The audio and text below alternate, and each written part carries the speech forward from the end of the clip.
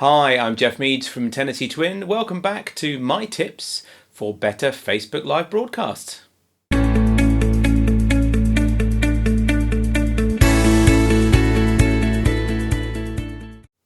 Yes, welcome back. This is part 4 and this is a biggie. Today we're going to talk about how to get the best performance out of your Wi-Fi in order for you to get a much better quality broadcast for your Facebook Live gigs. This has already been asked in a couple of questions and comments that I've had, so I thought we'd better get right to this one. So strap yourself in. Here's tip number 4, getting your Wi-Fi sorted. Okay, so Wi-Fi is actually a pretty complicated subject, and what's more complicated even is that unlike other aspects of what we can do, you can't actually see what's happening with Wi-Fi. If you're making music, you can hear what's going on all the time, and if you're making pictures, you can see what's going on. But with Wi-Fi, it just kind of happens by magic and pixies, really.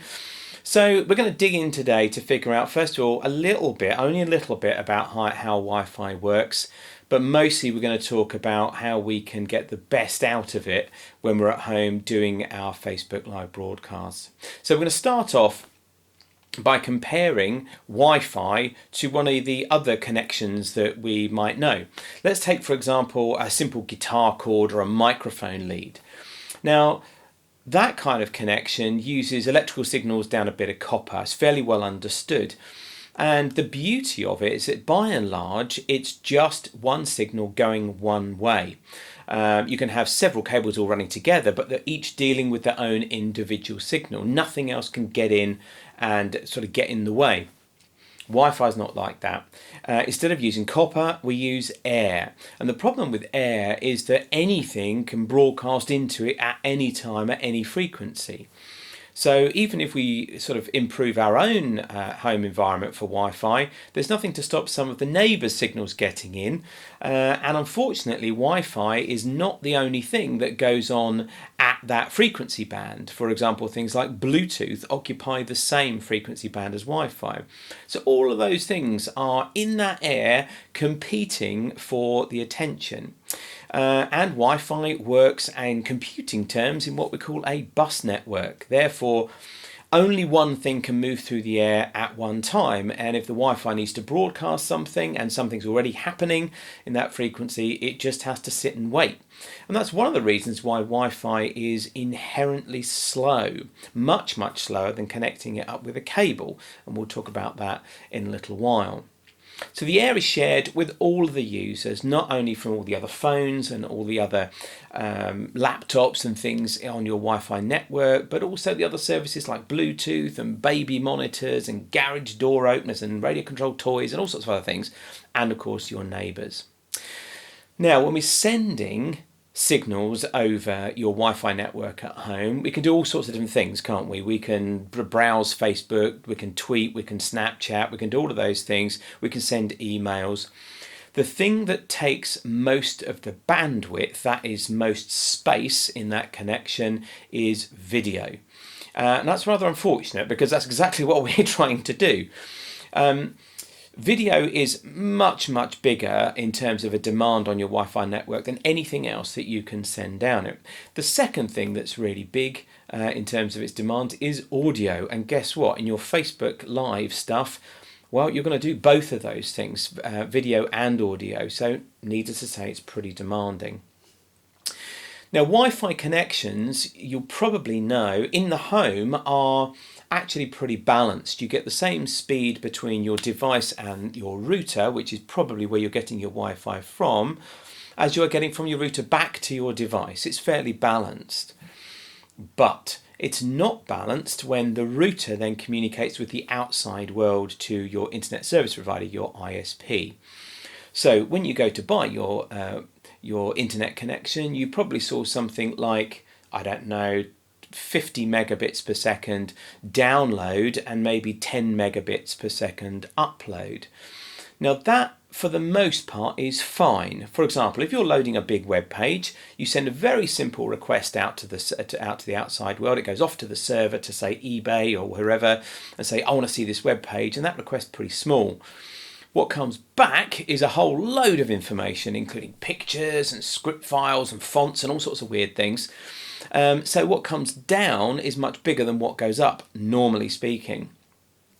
Unfortunately, with what we're about to do with our Facebook broadcast, it's the other way round. What's actually going to happen is we're going to be sending a lot of video and audio up that connection along the weakest link from the router to the ISP.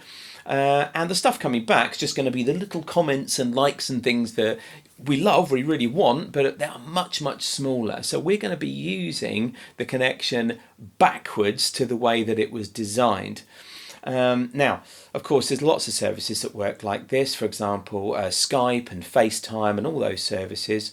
But we're going to try and put as much quality in that connection as we possibly can. So we're going to be quite demanding, not so much of the download speed, but the upload speed. So that's something really to watch out for. Although you might be getting a high download, you might actually only be getting a fairly much smaller upload. And unfortunately for your Facebook broadcast, that's what you're going to need.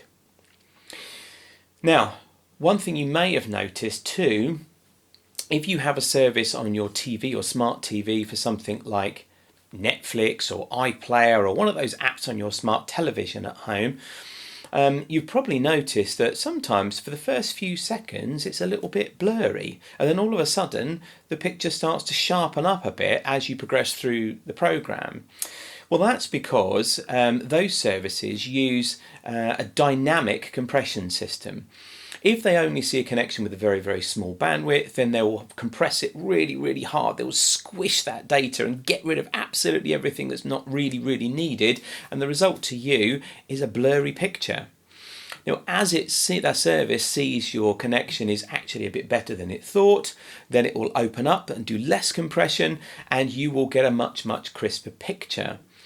Now that goes on with pretty much all the video services that we know about, including, of course, your Facebook live feed.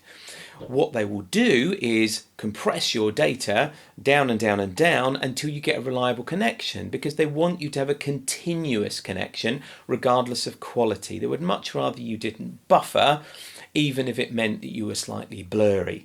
So what do we need to do?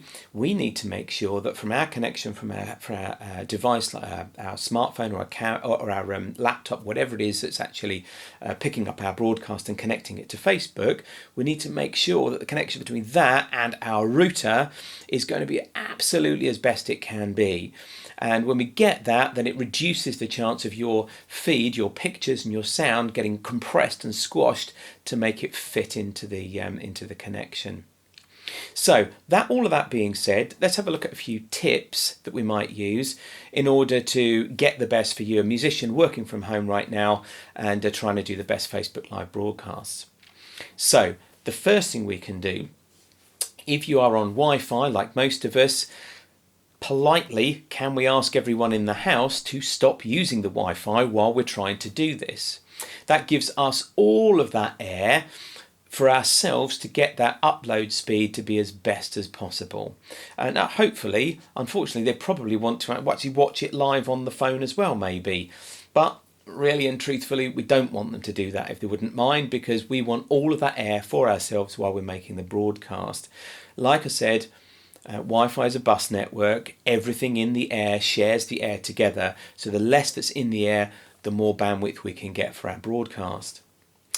Now, the second thing we can do is move closer to the router.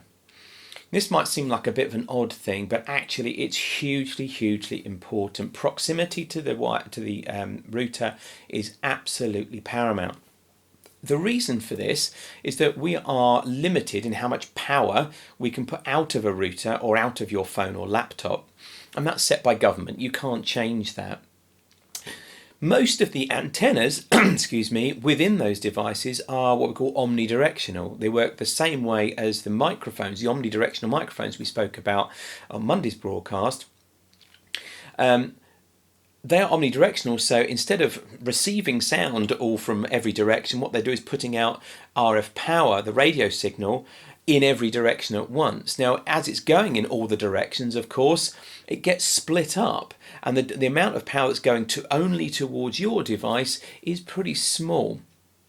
Now, and the other thing is, as it goes through the air, propagation loss, there's a fancy technical term, sorry about that, but actually a thing called propagation loss means as you move away from the antenna, you are going to get an exponential drop off in the signal you receive. We want the best signal as possible. Exponential, of course, you may well have unfortunately seen that term used quite a lot in the last week or so. We're talking about infection rates. That's a line that doesn't go up straight, it goes up curved like so.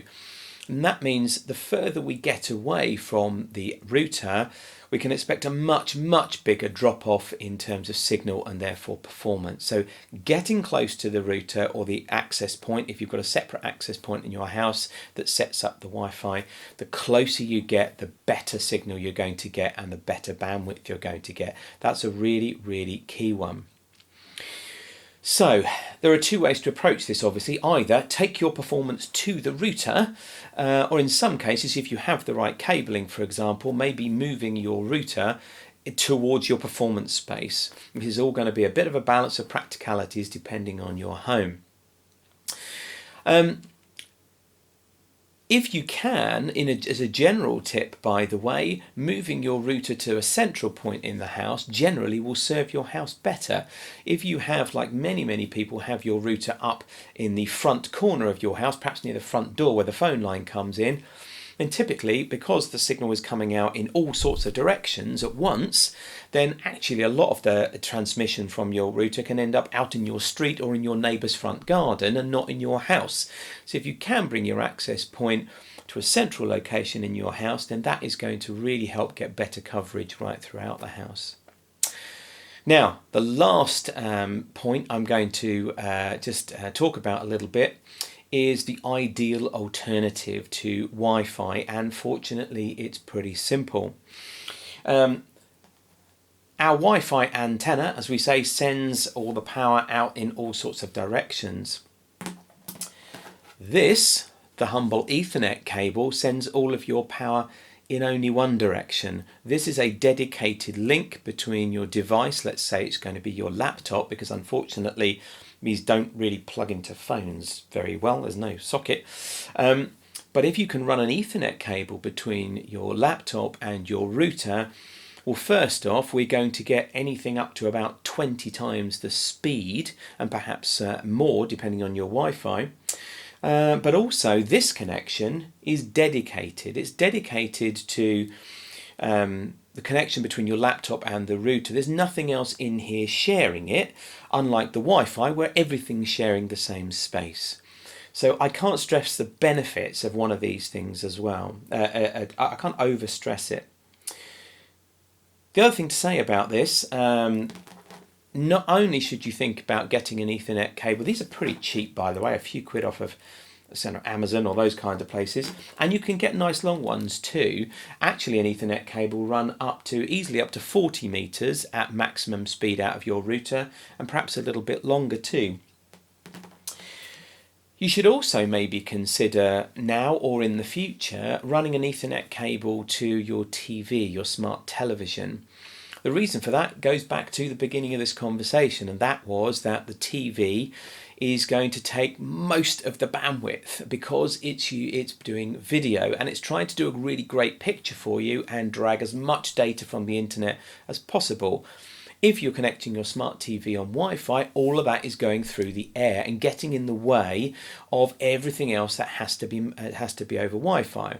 Your smartphone has to be over Wi-Fi. There's no possibility of an Ethernet connection, but your TV, well, that's sitting there, it doesn't move, and it's trying to consume lots of data. So getting an Ethernet cable to your television, if you're having to be using that at the same time, for example, will help everything in your house perform better on the Wi-Fi.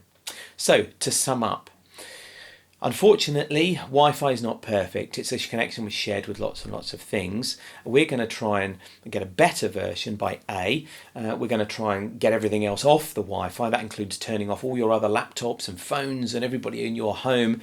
Try and persuade them not to use the Wi-Fi while you're trying to do your broadcast. Secondly, we take advantage of the fact that we get a much better performance the closer we get. So we try and get closer and closer to the router by either moving you and your performance or moving the router towards you. The second thing to remember, the last thing to remember, sorry, is use wires wherever we can. If you can get an Ethernet cable, as I say, they're pretty darn cheap these days, between your laptop, if you're using a laptop, and the router, my goodness, you're going to notice an absolutely massive difference. So there it is. I hope that's been useful to you. Please do subscribe, by the way. You'll see the red button down below there, and you can click on the little bell icon if you want to be notified each time a video comes out. We've got a few more to do in this series, so I hope you're enjoying them. Meanwhile, until tomorrow, stay safe and look after yourself and enjoy your music. Bye for now.